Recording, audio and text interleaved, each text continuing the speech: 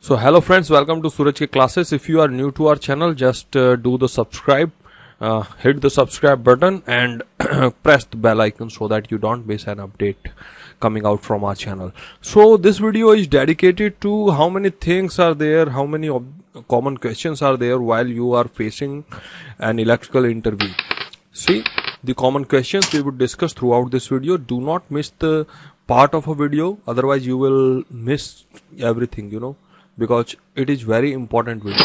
Now, most common question number 1, tell me about yourself. So this is a very common question. It is not a technical question. This question is why asked. Let me first tell you why this question asked. The interviewer wants to know about you. The very first thing, the interviewer wants to know about you. The very second thing, he wants to know how confident you are while speaking, because you may have to handle the number of clients, you may have to handle the workload. So at that time, someone is asking you something that you already know. Then how confidently, how naturally, how fluently you can answer that question. So interviewer wants to check out, interviewer wants to figure out that confidence level in you, right? Third thing is professionally how you are strong. Because professionally how you are strong. And fourth thing is how you can convince the interviewer by your answer. How you can convince, right? How you can convince. So these many things are there that will define how, what is your personality, what is your perspective, background, professionally, personally, right? So while answering this question, I have I have collected some points that I want to describe here. The very first thing, that you have to answer this question naturally. You do not have to hesitate. You do not have to panic. The very first thing, whatever you answer, whatever you are speaking, just do not hesitate. That is the very first thing. You have to speak everything confidently, whether you are speaking something first time or whether you have been speaking something for more than, more than 2 or 3 or couple of times. But you have to speak this naturally. Whatever answer you are giving, you have to give the naturally, whatever comes in your mind, or whether you are prepared or not prepared, you have to speak naturally. Second thing, eye contact. While answering this question, you should have the eye contact with the interviewer. If you are not keeping the eye contact, the interviewer may think that you are feared, you are not that much of confident to answer someone with eye to eye. Because when you are speaking something eye to eye, whether you are not speaking truth, that that would also be a very much natural, and that would also be helpful to the yourself for your career. If you are answering eye to eye, whether it's a lie, it will reflected as a truth if you are speaking something eye to eye. But try to give the answer naturally, confidently, honestly, right? Do not try to give the any answer by assumptions, or by like you are making some more compliments to yourself. Just don't do that. Speak naturally, honestly, keep the eye contact. The second most important thing. The third most important thing, you should speak about your personal things less, like 30% only, like your name. If you want to speak about your father's name, if you want to speak about your wife, you're married or not, right? So try to give it in very diplomatic way. Try to keep it low. Just don't give in depth of your personal life, like I have a wife, I have this children, my children having this hobby, my wife is having this hobby, and my father is having this hobby, my father was a farmer or something. Just don't do that, okay? Just give the straight answer: your name, father name, wife name, you're married or not, your family background. Okay, so give straight, keep it 20 to 30% only, and most of the answer you should keep 70 to 80% your professional career, like your education, your matrix, your percentage, your awards, okay, and your graduation, your interests, your technical achievements, any field, in any field you are, no matter in any field you are, you should give the technical achievements that you have achieved this that, right? Your experience. So your answer should be 70 to 80% full of this, your experience, everything. You should also give the answer diplomatically, like you should try to give the answer in such a way that for the job you are applying, your answer should match with that job. Like if you are applying for a BPO, if you are applying for a sales executive, then your answer should be in such a way that your experience is relevant to the sales field. You have achieved this much in sales field, you have experience, this much of experience in sales, you have achieved this much of revenue in sales. So your answer should match that much. Okay, no one is interested in your personal life, very frankly I'm speaking. No one is interested. They just want to know your family background, your financial condition, right? Like if you're married, then person can think that this candidate would demand a good package because he is married, definitely he will having so much of expenses. So the married person is demanding good package, and at the same time the married person is also very reliable, because if you are married, if you have a family, then you would not like to leave the job as it is. You would not divert your mind from the job because you have a family, you have responsibilities.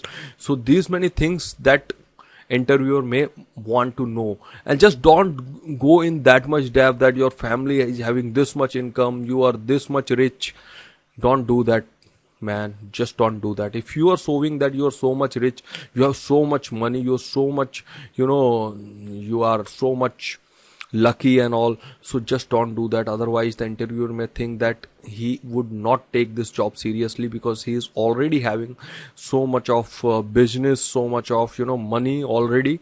Then he would not like to do the job for a longer time, because if person is so already rich, having business, good background, financially strong, then why would he do the business? Because he's already having so much of so many revenue sources. So just don't do that. Try to keep it as low as possible, and try to focus on your experience, your your educational experience, whatever relevance to your applied job, right? Second number of question, it is coming, that is technical, what is transformer? So for all electrical engineers, I think this question comes in 5 out of 10 interviews. It is very common question, whatever company it is, whether it is electronics company, electrical company, they will ask you this question. Why this question is important? Because transformer is that device which is common in every whether you are doing MTech or BTech or diploma. The transformer is something that is known to every engineer. This should be known to every engineer, because this comes a couple of times in your syllabus. And if you don't know the meaning of transformer, that engineer is very doubtful, that electrical engineer is very doubtful, right? This is very important device, very important equipment. So you must be knowing the definition of transformer. So here, for transformer, you should speak the principle of the transformer. The transformer is the device which is used for transforming the voltage or current, stepping down the voltage or stepping down the current, and it works on the principle of mutual inductance. And you already know the figure of transformer, if you can draw, right? So you can draw, like if it is a step up transformer, more number of windings at the secondary and less number of windings at the primary. So N1, right? This is N2, and this is V1, this is V2. If the person is asking you in depth, otherwise the answer is enough. Okay, let's move on to this question number second. What is power factor? See, power factor is very common question. If I tell you about myself, then I have been in interviews like a couple of times, 4 or 5 times, and this question I have come across this more than 2 times, right? So you can understand how important is this question. Power factor is the ability of the system to consume the active power, the ability of the system. This is a very practical answer. If someone is asking you the value of cos phi, that is R by Z, right? This is the formula of power factor, or you can write active upon apparent. Active upon apparent power. That is the definition, or that is the formula of the power factor, right? So this is what it is, right? Next question number third, that is the what is the corona and skin effect. This is also again very common question. Corona is what? Corona is something, the ionization of air surrounding the conductor accompanied by hissing noise and bluish effect. That is actually corona. Corona is something what whenever there is a rainy season, so whenever charges are there around the conductor, see if it is a conductor or transmission line, then there would be some charges around this. There would be some charges, and due to these charges, this air is having humidity. Then this charges getting conducted.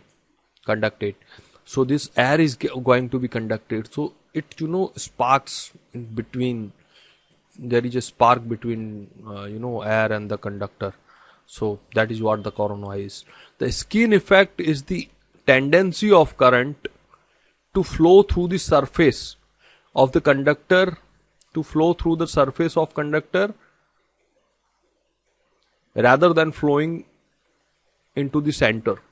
There would be a center of the conductor. It would be like there is no current flowing, and there would be the current that is flowing through the surface of the conductor, which is called as skin effect. So this is also one more common question. The question number 4, what is capacitive and inductive reactance?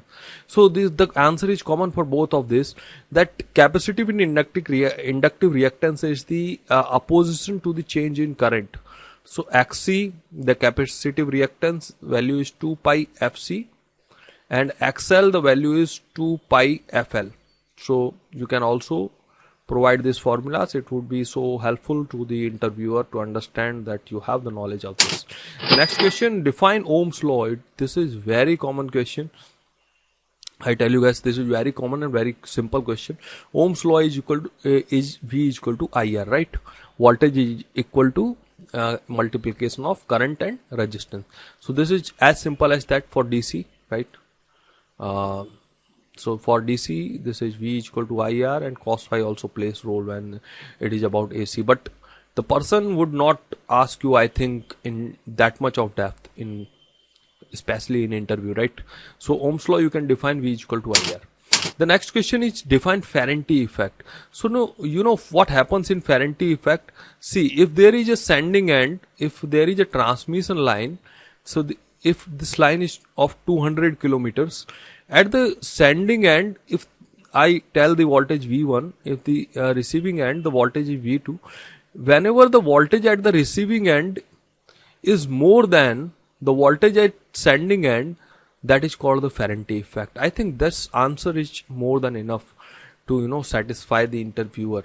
Okay, I hope they would not ask you in that much of depth why that is, because of the inductive and capacitive effects into the transmission line if they ask you in depth. Okay, so the question number 7, difference between AC and DC.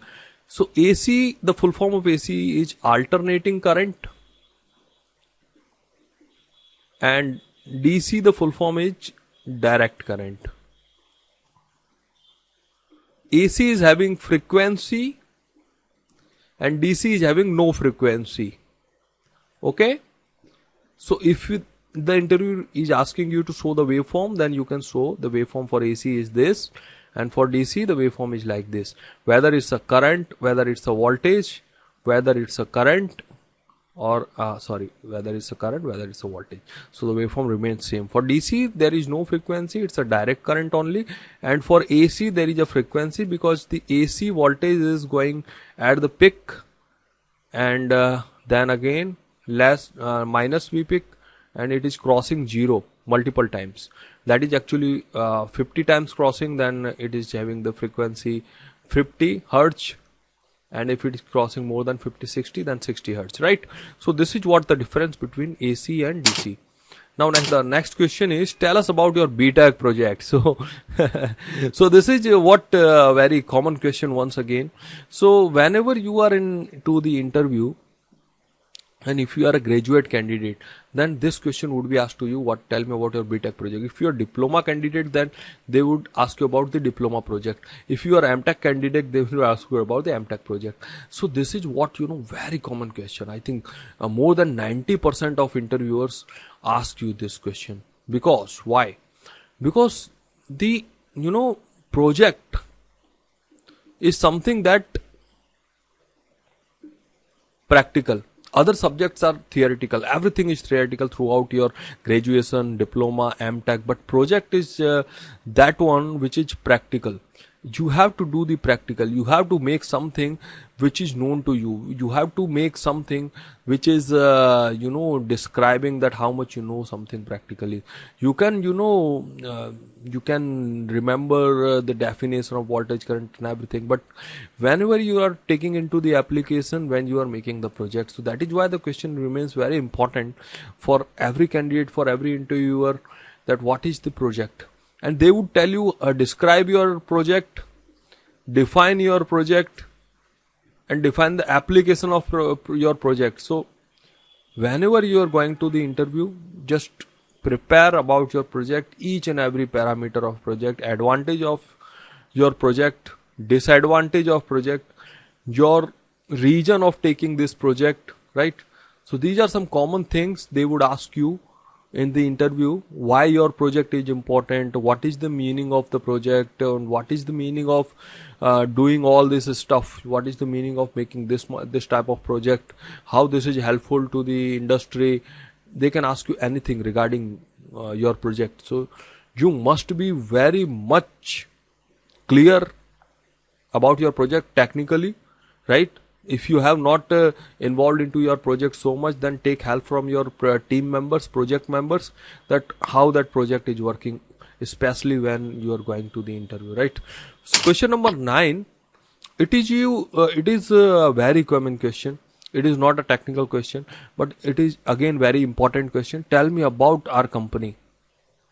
So before going to the interview, you must be prepared about two things. First, the company in which you are applying, the company's business, the company's products, company's vision. If read everything about the company.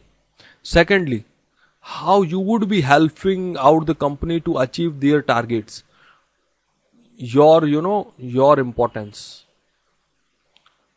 how you would be helpful to achieve the company's target, how your knowledge you will apply to the company for better outcomes, for better results. So these questions may be asked to you during an interview. So you must be prepared about the company's background, products, business, vision, and how your knowledge, like if you are applying to electronics company, then your electrical and electronics knowledge, how that is helpful to the company, how you know about the products of the company. If you don't know about the company's products and all, then you should get prepared. You should read out, Google out everything, and just search out technical and non-technical things about the company. This is very common question, and this is it can be a decision making question also. If you are answering this question very cleverly, diplomatically, then your selection is 100% guaranteed. If you can satisfy your interviewer with the answer of this question. Other questions are not that much important, but this question is very important. If you are applying to the company which is relevance to your educational background, experience, and if you can satisfy the interviewer that this is how you will be important for the company, for company's growth, company's sales target achieving, so the interviewer will select you straight away. So this is a very important question again. Now it's time to pack up. So thank you so much for watching this video. I hope you enjoyed it, and the questions you found the common. Once again, thank you so much, and keep watching to Suraj Ke classes. Here are some of our links where you can find us on Telegram, Facebook, Instagram, Twitter. Everywhere we are available. Telegram, we will put this PPT's PDF also, where you can learn so many things. So thank you so much. Just get connected to Telegram. The Telegram link is given here. Just follow this link, or you can search out in Telegram Suraj Ke classes, where you will find the logo, the same logo which is available in our YouTube channel. So thank you so much for watching this. Let's meet you again. Thank you.